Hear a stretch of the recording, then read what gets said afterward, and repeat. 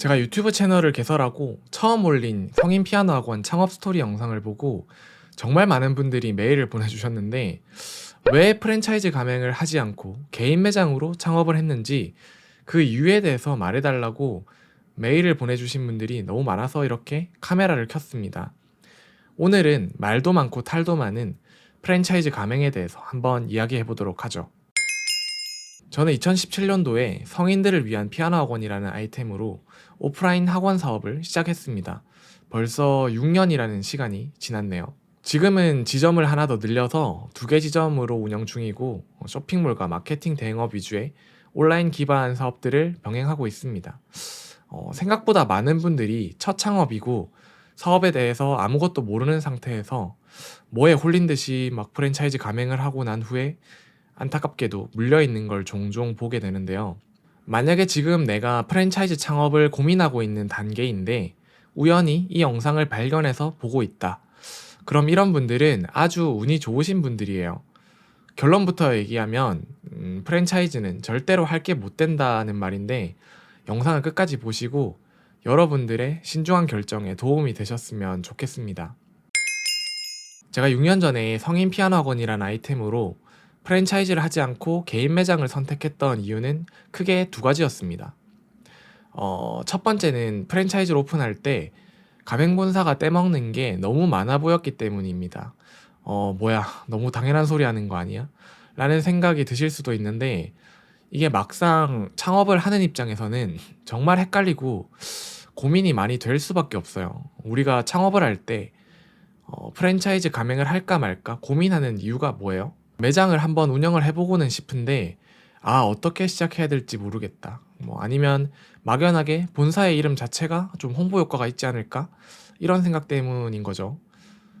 아마 비즈니스를 해보신 분들은 모두 공감을 하실 텐데, 창업을 하고 난 후에 겪게 되는 모든 시행착오는 곧 돈이랑 연결이 됩니다.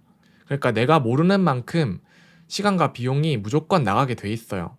문제 상황이 닥치게 되면 거기에 대해서 공부를 하는데 또 시간과 정신력이 소모가 되고, 아니면 비용을 내고 대행을 맡겨야 하죠. 그래서 시행착오를 겪을 때마다 나가게 될 그런 비용보다 프랜차이즈 가맹 계약을 해서 전수받을 수 있는 그런 노하우나 인프라, 시스템 같은 것들이 싸다고 생각이 드는 순간에 프랜차이즈 해도 괜찮을까?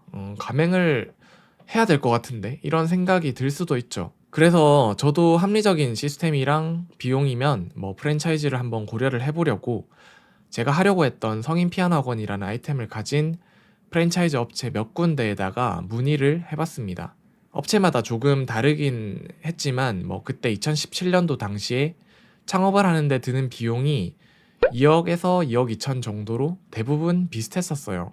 제가 직접 오픈하는데 받아놓았던 견적금이랑 프랜차이즈 창업비랑 비교를 해봤을 때 비슷한 퀄리티로, 아니 조금 더 좋은 퀄리티로 오픈을 하는데도 약 5천만 원 정도의 금액 차이가 났었어요. 신규 창업자가 무시하기에는 좀 큰 금액이었죠. 그때 이런 생각을 했습니다. 아니, 내가 시행착오를 아무리 많이 겪어도 설마 5천만 원까지 날릴까? 계속 생각을 해봐도 내가 그 정도로까지 멍청하진 않을 것 같다라는 약간 확신이 들어서 삽질의 시간을 어느 정도 보낼 거를 각오를 하고 개인 매장으로 시작을 하게 됐어요. 5천만 원의 창업 비용 세이브, 이게 첫 번째 이유입니다. 그리고 프랜차이즈 가맹을 하지 않았던 2번째 이유는 사업의 장기적인 성장이 불가능해 보였기 때문인데요. 그때 제가 창업할 당시에 어떤 생각을 했었냐면, 이제 누군가가 만들어 놓은 톱니바퀴 안에서 한 부속 역할을 해나가는 것에서 벗어나가지고 야생에 나가서 정말 톱니바퀴를 직접 만드는 일을 한번 해보자, 이런 포부를 가지고 도전을 했던 건데, 또 프랜차이즈라는 톱니바퀴 안에 들어가면은 뭔가 족쇄를 하나 더 차고 하게 되는 그런 느낌이라고나 할까요? 물론 그때는 지금과 같은 사업적인 경험이 전혀 없을 때였긴 하지만 막연하게 좀 감이라는 게 있었나 봐요. 프랜차이즈 계약을 하게 되면 본사에 매달 매출액의 몇 퍼센트의 로열티를 내야 되고, 공동 마케팅비로 또 일정 금액을 내야 되고, 매장 내에서 사용하는 비품에 대한 유통 마진도 내야 되고, 결국 자영업은 고정비 싸움인데 고정비가 너무 높아지게 되는 거예요. 본사가 해주는 게 거의 마케팅 소재나 시스템 공유, 뭐 상호명 정도였는데 이것도 내가 직접 하면은 조금 더 잘할 수 있겠는데? 라는 이런 생각도 들었던 것 같습니다.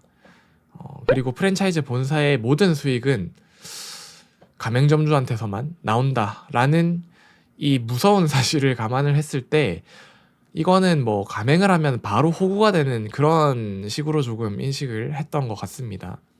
그리고 자영업 시장이라는 게 지금 당장 뭐 운영이 잘 된다고 해도 6개월 뒤, 1년 뒤에 어떻게 될지 아무도 알 수 없는 게 현실인데 덜컥 가맹 계약을 했다가 나중에 아이템 수요가 줄어들거나 경쟁이 치열해지거나 해서 운영이 잘 안 되는 상황이 오면 그때 가서 갑자기 가맹 계약을 해지하고 뭐 로열티를 안 낼 수도 없고 그렇다고 본사가 뭐 마이너스 난 부분에 대해서 전혀 책임을 져주지도 않을 거니까 가맹을 할 이유가 뭐 더욱 없었던 것 같아요.